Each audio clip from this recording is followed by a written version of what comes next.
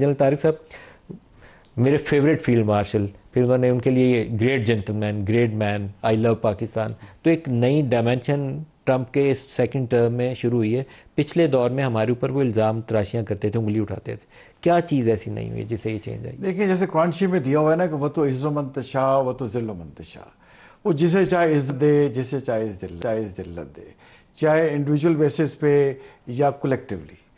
तो अगर field marshal साहब का वो नाम ले रहे हैं तो वो फील्ड मार्शल पाकिस्तान के हैं, पाकिस्तान मिलिट्री के हैं, तो इन वेरिएबल इसका मतलब ये है इम्प्लीकेशन कि पाकिस्तान का नाम ले रहे हैं। और हमारे प्राइम मिनिस्टर शहबाज शरीफ साहब भी देखें, उनके बिल्कुल पीछे खड़े हुए हैं। और जैसे आपने कहा कि where is my favourite field marshal, ये तो उन्होंने अपने किसी जर्नैल के लिए नहीं कहा, बट पाकिस्तान को अल्लाह ताला ने जो मकाम दिया है ये सिर्फ अमेरिका ने नहीं दिया। आप देखें, हमारे फील्ड मार्शल को चाइना ने भी अनप्रेसिडेंटेडली बुला के एससीओ में बिठाया और विक्ट्री परेड डे में भी बिठाया। सऊदी अरेबिया के साथ हमारा जो स्ट्रेटेजिक म्यूचुअल डिफेंस एग्रीमेंट हुआ उसमें भी फील्ड मार्शल साहब को बुलाया गया और उनसे अलहदा भी 1-to-1 मीटिंग हुई। तो हमें अपनी आर्म फोर्सेस की कदर करनी चाहिए। पाकिस्तान का जो मकाम है ये पाकिस्तानी अवाम और पाकिस्तानी अफवाज ने हासिल किया है, और पाकिस्तानी अफवाज का पाकिस्तानी अवाम से दिली रिश्ता है। वो पाकिस्तानी अवाम की उमंगों की तर्जुमान है। हर एक पाकिस्तानी की हिफाजत पाकिस्तान फौज का ये फ़र्ज़ है, और उसने तो हमें अपने इस इदारे की कदर करनी चाहिए। और जैसे आपने कहा कि माजी की मिसालें दी, हमें उससे सीख के आगे चलना चाहिए और ये ज़हन में रखना चाहिए कि जो मुल्कों के तल्लुकात हैं ये म्यूचुअल इंटरेस्ट पे होते हैं। अब यहाँ पे अमेरिका की जो इंटरेस्ट है, जैसे आपको पता है कि वो स्ट्रेटेजिक मिनरल्स हैं और रेयर अर्थ मेटल्स हैं, क्योंकि दुनिया के 90% जो रेयर अर्थ मेटल्स हैं, क्रिटिकल मिनरल्स हैं, वो चाइना के पास हैं। उनका प्रोसेसिंग प्लांट्स वहाँ पे हैं। अब हमारे यहाँ ये पड़े हुए हैं गिलगित बल्तिस्तान में, बलूचिस्तान में, तो हमने उससे फ़ायदा नहीं उठाया। अब अमेरिकन हमें बता रहे हैं कि भाई यहाँ तो ट्रिलियंस ऑफ डॉलर के पड़े हुए हैं। आप एंटीमनी का नाम लें, आप कोबाल्ट का नाम लें, सोना, चांदी, तांबा, जिप्सम, कोयला, ग्रेनाइट, ये तो पहले हमें पता था कोई बलूचिस्तान भरा हुआ है। इवन कोबाल्ट का पता चला कि चिन्योट में है। तो पाकिस्तान जो इस्लाम के नाम पे बना है नदीम भाई, तो क्या अल्लाह ताला ने ये खजाने नहीं रखे होंगे? और ये फॉर्मली बता दिया गया कि 68 to 70% ऑफ पाकिस्तान मादनियात से भरा हुआ है। हमें इस बात का एहसास होना चाहिए कि ये मुल्कों की इंटरेस्ट है, पर्सनालिटी डू मैटर्स। जैसे अयूब खान अपने ज़माने में उनके जॉनसन वगैरह के साथ क्लिक कर गए थे। अब फील्ड मार्शल साहब हमारे अपने करेक्टर की वजह से कि जो कहते हैं उस पर खड़े रहते हैं, वो प्रूव करते हैं। और वो जैसे मार के हक में जो उन्होंने कहा कि हमारा जवाब जो है स्विफ्ट होगा, पेनफुल होगा। अब उन्होंने इंडिया को कहा है कि हमारा जवाब स्विफ्ट होगा और डिसाइसिव होगा, हम आर या पार करेंगे, हम आपका वजूद मिटा देंगे। तो ट्रंप बहादुर बंदों की और जो लीडरशिप क्वालिटीज़ वाले होते हैं, आयरन मैन, उनकी कदर करता है। तो अल्लाह ताला का हमें शुक्र अदा करना चाहिए कि इस वक्त हमारी जो सियासी और मिलिट्री लीडरशिप है वो पाकिस्तान के मफाद को आगे लेके बात करती है, और हमें इस पर कैपिटलाइज करना चाहिए और अपने अवाम का जो मफाद है उसको और मुल्क का मफाद सामने रखना चाहिए। खुर्रम साहब आप फरमाइएगा, मार्का हक आई थिंक एक बड़ा डिसाइसिव फैक्टर था। इवन आप मिडल ईस्ट के अंदर भी बहुत से हमारे दोस्त मुल्क हैं, वहाँ पर हमारी वो गर्मजोशी पिछले 5-7 सालों में रही नहीं थी। हम जाते थे वहाँ 1-2 अरब डॉलर उधार मांगने के लिए, तो वो नागवारी वहाँ नज़र आती थी। पाकिस्तानियों को भी वहाँ बहुत से मुल्कों से वापस घर भेजा गया था। तादाद हमारी बढ़ी नहीं बल्कि कम हो गई। तो एक नई गर्मजोशी आई मार्का हक के बाद। अमेरिका में भी गर्मजोशी है, तो इसके ऊपर हमें कैपिटलाइज करना चाहिए। कहीं पे वर्कफोर्स शायद हम भेज सकते हैं मिडल ईस्ट में, सऊदी अरब में, कतर में, यूएई में। अमेरिका के साथ आपकी बायलैटरल ट्रेड और इन्वेस्टमेंट की डील्स हो सकती हैं। ऑफशोर ऑयल ड्रिलिंग के ऊपर वो पहले बात कर चुके हैं। तो देयर आर मैनी अपॉर्चुनिटीज़, लेकिन हमें डिफेंस और सिक्योरिटी मैटर्स के ऊपर बहुत एहतियात बरतनी पड़ेगी। जी, दो बातें हैं जी इसमें अहम जो सामने रखनी है। एक तो जहां तक डिफेंस और सिक्योरिटी मैटर्स हैं, हमें हमेशा याद रखना है कि हमारा जो लॉन्ग टर्म पार्टनर है वो चीन है, और चीन की जो अस्करी हमायत थी उससे ने हमें एक मार्का हक में हमारी अफवाज की महारत भी और चीन का जो ताउन था उसने पाकिस्तान को वो एक अजीम फतह दिलाई। इसकी वजह से हमारी जो एक قومی طاقت پوشیدہ تھی وہ بالآخر دنیا پر ظاہر ہوئی، اور دنیا نے اس کو ایکنالج بھی کیا ہے. ہم نے سے اپنے سے 10 گنا بڑے ہندوستان کو شکست دی. اور اس میں اہم بات یہ تھی کہ جس کی طرف آپ نے اشارہ کیا، میں صراحت سے کہہ دیتا ہوں کہ پوری دنیا کا خیال تھا کہ پاکستان تو ہے تباہ حال ہے اور غریب ہے اور ہر وقت اس کو جو ہے وہ امداد کی ضرورت ہوتی ہے. اور پچھلے 10 سال سے امریکہ نے کوئی قابل ذکر ہتھیار پاکستان کو نہیں دیے.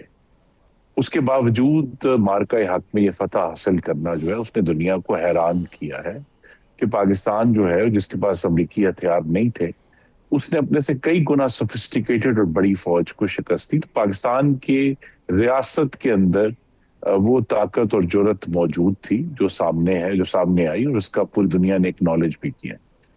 اور پھر دنیا کے جو حالات بدلے ہیں اس میں اس طاقت کا اظہار جو ہے اصلی اس میں بدلتے ہوئے حالات کا بھی بڑا اثر ہے کہ مثلا امریکہ کی طرف سے جو سیکیورٹی امبریلا تھی مڈل ایسٹ کے اوپر، پتہ چلا کہ قطر پہ بھی حملہ کر سکتا ہے، اس نے کر کے دکھا دیا.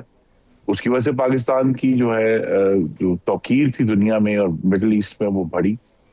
اب ہمیں جو اس پہ آگے بڑھنے کے لیے جس کی طرف آپ اشارہ کر رہے ہیں کہ ایک تو یہ ہے کہ بالکل ہمیں پوری دنیا سے بات کرنی ہے، ہمیں امریکہ سے بھی بات کرنی ہے اور ہر ملک سے بات کرنی ہے اپنے مفادات کو سامنے رکھ کر.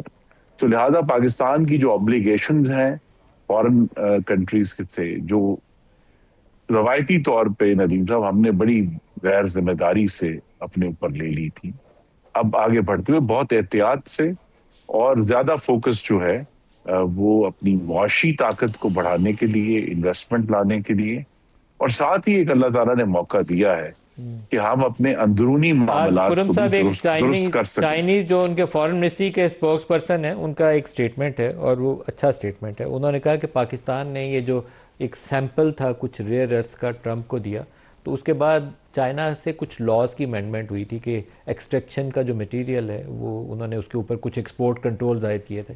تو دنیا ساری میں خبریں چھپی تھیں کہ وہ پاکستان نے جو ٹرمپ کو پیش کیا ہے وہ تحفہ، اس کے باعث چائنا نے اس کے اوپر وہ پابندیاں عائد کی ہیں. تو ان کی وضاحت یہی ہے کہ پاکستان نے ہم سے بات کر لی تھی اور پاکستان سے ہمارے لانگ ٹرم ریلیشن شپ ہیں. تو that is actually a good news کہ پاکستان اور چین کے درمیان ملک صاحب یہ بڑی اہم بات، ٹرسٹ ڈیفیسٹ نہیں آنا چاہیے. نہیں، اہم بات یہ ہے اور اس پہ درست کہا جنرل صاحب نے، اللہ تعالیٰ کا بہت شکر ادا کرنا ہے ہمیں کہ پاکستان ایک سفارتی سطح پہ ایسی پوزیشن میں ہے جہاں چائنا کی طرف سے بھی ون ون ہے. چائنا کی طرف سے کوئی رکاوٹ نہیں ہے کہ ہم امریکہ کے ساتھ تعلقات کو بہتر نہ کریں، اور کم از کم کچھ عرصہ کے لیے امریکہ کی طرف سے بھی کوئی ایسی شرط نہیں ہے کہ ہم چائنا کے ساتھ اپنے تعلقات کو بہتر نہ کریں. تو لہذا پاکستان اس وقت ون ون پوزیشن میں ہے، اور جہاں ایک بے مثال پاکستان کی ریلیونس میں، پاکستان کی توقیر میں، پاکستان کی جو عزت ہے دنیا میں اس میں اضافہ ہوا ہے.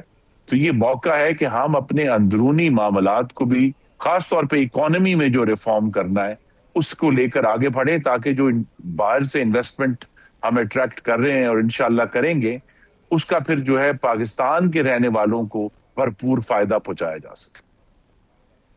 ولید اقبال صاحب آپ فرمائیے گا، آپ کا کیا تجزیہ ہے یہ جو نئی پاکستان کی پوزیشن بنتی ہے اس پورے ریجن میں بھی اور دنیا میں بھی جو پذیرائی مل رہی ہے آپ کو، اس کے بعد پاکستان کی کیا ڈائریکشن ہونی چاہیے، کیا پالیسیز ہونی چاہیے؟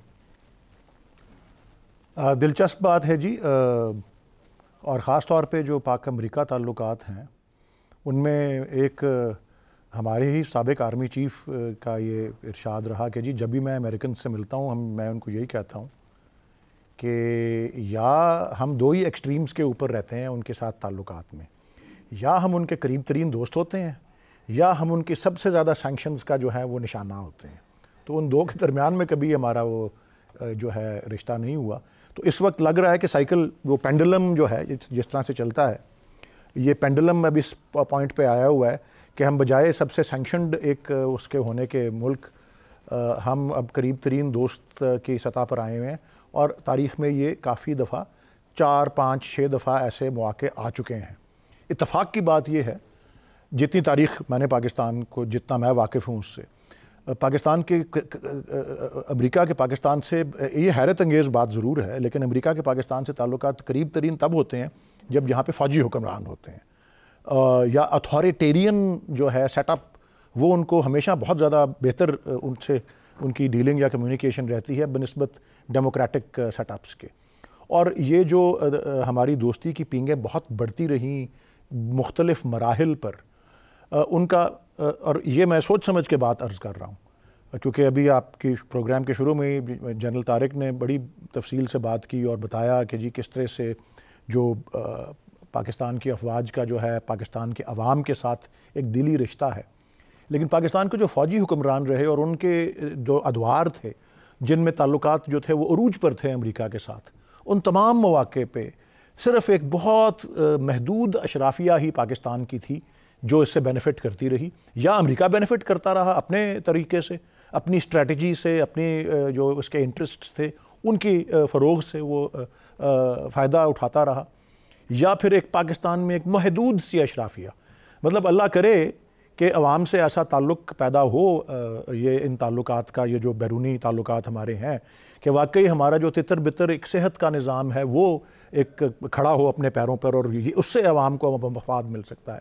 یا پاکستان کا نظام تعلیم جو ہے، یہ وہ میں صرف یہ کہہ رہا ہوں کہ محض جو ہے ملٹری ہارڈ ویئر یا ملٹری سپورٹ جو ہے ان سے ہی نہیں عوام کا فائدہ ہوتا.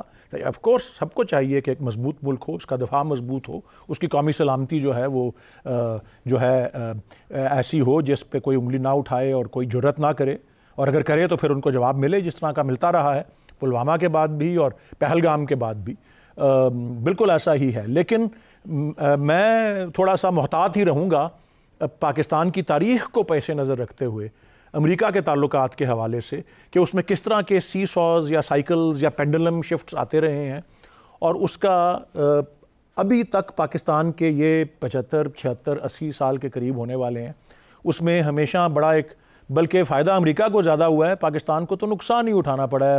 شروع گفتگو لمبی ہو جائے گی، لیکن وہ U2 انسیڈنٹ پہ یہ تھا کہ جی امریکہ کا پائلٹ پکڑا گیا، بڑا بیر سے پشاور کے قریب سے وہ اڑا وہاں سے، تو کروسچاو نے ہمارے سفیر کو بلا کر ماسکو میں کہا کہ پشاور کو ہم نقشے سے مٹا دیں گے دنیا کے. وہ ایک بہت بڑی طاقت تھی اس وقت سوویت یونین. اس طرح کے بھی ہوئے واقع. 1962 میں چین اور انڈیا کی جنگ ہو رہی تھی، پاکستان ایک چٹکی بھر میں کشمیر کو آزاد کروا سکتا تھا، لیکن ایوب خان جو ہے امریکہ ہی کے وہ جیکی کینیڈی کے اس میں آ کر کے اور کینیڈی کے اس میں دباؤ کے اندر انہوں نے وہ نہیں چھیڑا. اور پھر 1965 کے اندر کس طرح سے مایوس کیا امریکہ نے جب جنگ ہوئی پاکستان کی اور ہندوستان کی، تو انہوں نے دونوں ممالک کے اوپر سینکشنز لگا دی. 1971 کے اندر کیا ہوا، ایک فوجی بیڑے کو ادھر سے ادھر موو کیا، سب سمجھتے تھے کہ مدد کو امریکہ آئے گا، لیکن امریکہ کا فوکس سرد جنگ میں سوویت یونین کے خلاف تھا. پاکستان سمجھتا تھا کہ جی کشمیر کے اوپر امریکہ ہماری مدد کرے گا. تو یہ میں نے بڑی آپ کو جھلکیاں دی ہیں. جنرل ضیاء کے وقت میں کیا ہوا، وہ ایک انہوں نے اپنی اور ساری پاکستان. حافظ صاحب کو بھی شامل کر لیں. جی میں بس یہی بات بتانا چاہ رہا ہوں. یہ اور جنرل مشرف کے زمانے میں کیا ہوا، یہ 2-3 سوال میں چھوڑ رہا ہوں بس.